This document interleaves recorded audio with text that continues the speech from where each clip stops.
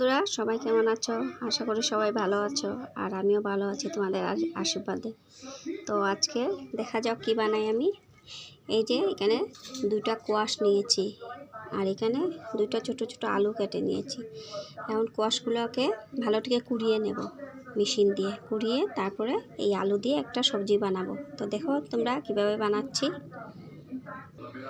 এই যে কোয়াশগুলো পুরো কুড়ানো হয়ে গেছে, আমার মেশিন দিয়ে কুড়িয়ে নিয়েছি। এখন নিরামিষ সবজি একটা বানাবো এটা দিয়ে। দেখো কিভাবে বানাচ্ছি। এই যে কড়াইটা বসিয়ে দিয়েছি, এখন সরষের তেলটা দিয়ে দেব। তেলটা দিয়ে দিচ্ছি, এখন 5 ফোড়ন, শুকনো লঙ্কা আর তেজপাতাটা দিয়ে দেব। 5 ফোড়ন শুকনো লঙ্কাটা দিয়ে দিচ্ছি, এখন তেজপাতাটা দিয়ে দেব। এখন আলু কাটাগুলো দিয়ে দেব। আলুগুলোর আগে ভালো করে ভেজে নেব।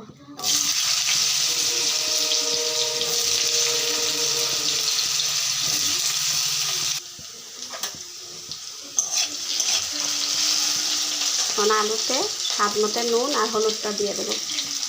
নুনটা দিয়ে দিলাম, এখন হলুদের গুঁড়াটা দিয়ে দিচ্ছি। এই যে আলুটা ভালো করে ভাজা হয়ে গেলে তখন কোয়াশ কুড়ানোটা দিয়ে দেবো এখানে। এই যে আলুটা পুরো লাল করে ভেজে নিয়েছি, এখন কোয়াশটা দিয়ে দেবো।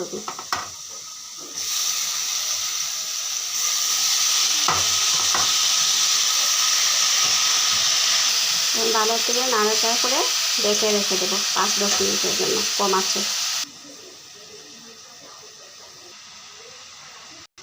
এখানে অল্প একটু ধনিয়ার গুঁড়া, জিরার গুঁড়া, 2টো কাঁচা লঙ্কা আর অল্প একটু কাশ্মীরি গুঁড়া নিয়েছি, এগুলো সব দিয়ে দেবো এখানে।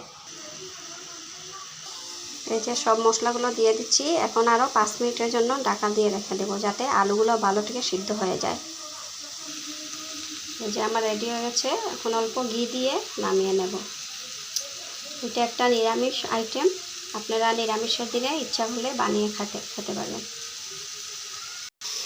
হয়ে গেছে, এখন একটু চিনি, কয়েক দানা চিনি দিয়ে দিলাম, আর অল্প একটু ঘিটা দিয়ে দিচ্ছি।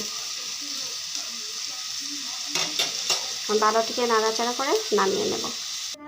এই যে বন্ধুরা, আমার নিরামিষ সবজিটা রেডি হয়ে গেছে কোয়াশ আর আলু দিয়ে। কীরকম লেগেছে তোমাদের? ভালো লেগেছে নাকি? ভালো লাগলে অবশ্যই আমার চ্যানেলটাকে লাইক করো, কমেন্ট করো আর শেয়ার করো, আর আমার চ্যানেলটাকে সাবস্ক্রাইব করে দেবে। দেখা হচ্ছে আবার পরের ভিডিওতে। সবাই ভালো থাকো।